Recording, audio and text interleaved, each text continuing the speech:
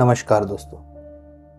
आज जो कहानी मैं आप सबके सामने लेके आया हूँ उसे सुन के शायद आप रात को घर से बाहर निकलने की हिम्मत नहीं करेंगे। इस वीडियो को बनाने का विचार कई दिनों से मन में चल रहा था और आज मैंने फैसला किया कि आपको सच्ची घटना से रूबरू कराना बेहद ज़रूरी है। यह घटना मेरे बेहद करीबी दोस्त नीलेश के साथ घटी थी।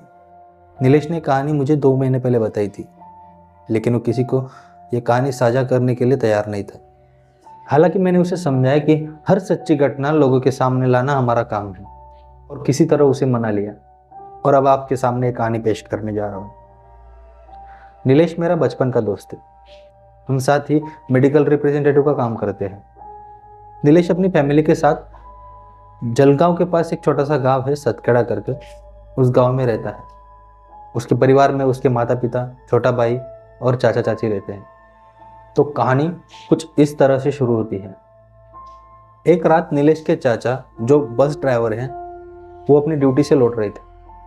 रात का समय हो रहा था, देर काफी हो चुकी थी और सतखेड़ा से तकरीबन 6 किलोमीटर एक गांव है। उस गांव में बस से उतरने के बाद उन्हें वहां से आने के लिए कोई साधन नहीं मिल रहा था। उन्होंने नीलेश को कॉल किया और उसे कहा कि वो वहां से आके उनको घर ले जाए। नीलेश तुरंत अपनी बाइक लेकर निकला और सुनसान सड़कों से होकर अपने चाचा को लेने के लिए निकल पड़ा। चारों तरफ एक अजीब सी खामोशी थी। सतखेड़ा और पिंपरी के बीच के गांव से गुजरते बीच नीलेश ने सड़क किनारे एक सफेद कपड़े में एक आदमी को खड़ा देखा। वह आदमी उसे लिफ्ट मांगते हुए दिखाई दिया। नीलेश को हर किसी की मदद करना बहुत पसंद था। इसके लिए नीलेश ने उस आदमी के पास बिना कुछ सोचे समझे अपनी बाइक रोक दी। लेकिन जैसे ही उसने उस आदमी की तरफ देखा तो उसके पैरों तले जमीन खिसक गई। उस आदमी का सिर ही नहीं था और जब उसने नीचे देखा तो वह आदमी पानी से भरे गड्ढे में खड़ा था। नीलेश का दिल बहुत जोर से धड़कने लगा था। वह समझ नहीं पा रहा था कि यह कोई भ्रम है या फिर कोई वास्तव में यहाँ पे मेरे सामने कुछ अलौकिक घट रहा है। डर के मारे उसने वहां से बाइक उठाई और बिना उस आदमी को उठाए वहां से भाग निकला। जब नीलेश अपने चाचा को लेकर उसी रास्ते से वापस आया तो उसने पाया कि ना तो वहां वो आदमी था और ना ही वो पानी का भरा हुआ गड्ढा। नीलेश पूरी तरह से हैरान था। वो समझ नहीं पा रहा था कि उसके साथ वहां पे क्या बीत चुका था। घर पहुंचकर उसने अपने घर वालों को यह बात बताई। उसके घर वालों ने उसका ये वहम समझकर उसे नजरअंदाज कर दिया। लेकिन दोस्तों, कहानी यही खत्म नहीं होती।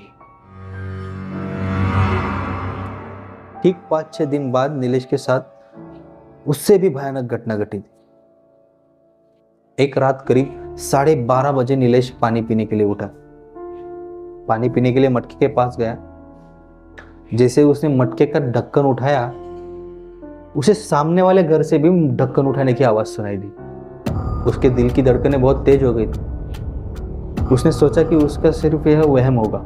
तो फिर जब उसने वापस वो ढक्कन को रखा तो सेम आवाज सामने वाले घर से भी आ रही थी। मतलब उसने ढक्कन रखा तो सामने वाले घर में से भी ढक्कन रखने की आवाज उसे सुनाई दे रही थी। डर के मारे नीलेश बड़ी हिम्मत के साथ घर से बाहर निकला। सामने वाले घर के सीढ़ियों की तरफ उसकी नजर गई और उसने जो वहां पे देखा वो उसके होश उड़ाने के लिए काफी था। एक औरत सामने वाले घर से लंगड़ाते हुए नीचे उतरती हुई दिखाई दे रही। नीलेश को लगा कि ये शायद सामने वाले घर की आंटी होगी। वो खुद को समझा बुझा कर घर में वापस चला गया और सो गया। लेकिन जब सुबह हुई और सुबह उसने सामने वाले अंकल से पूछा कि अंकल, रात को आंटी घर से बाहर क्या कर रही थी, इतने रात गए? तो जो जवाब उसे मिला ना, उस जवाब को सुन के नीलेश का दिमाग सुन्न पड़ गया था। अंकल ने बताया कि तेरी आंटी तो 5-6 दिन से बाहर गाँव गई हुई है। यह सुनते ही नीलेश पूरी तरह हक्का बक्का रह गया। उसे कुछ समझ नहीं आ रहा था कि वो आखिर रात को किसे देख रहा था। उस दिन से आज तक नीलेश उस दिन की डरावनी रात को भुला नहीं पाया है। तो दोस्तों, सवाल यह है कि क्या आप वाकई मानते हैं कि भूत प्रेत जैसी चीजें होती है या फिर वो नीलेश का कोई भ्रम था? जो भी हो, यह कहानी हमें सोचने पर मजबूर जरूर कर देगी। अगर आपको ऐसे ही दिल दहला देने वाली कहानियां सुनने का शौक है तो हमारे चैनल को सब्सक्राइब करें और बेल आइकन को प्रेस करना ना भूलें। ताकि ऐसी कहानियों की नोटिफिकेशन आप सबको मिलती रहे। और अगर आपके पास भी ऐसी कोई कहानी है या फिर कोई घटना आपके साथ घटी हो तो आप मुझे इंस्टाग्राम में जीमेल पर डीएम कर सकते हो। धन्यवाद।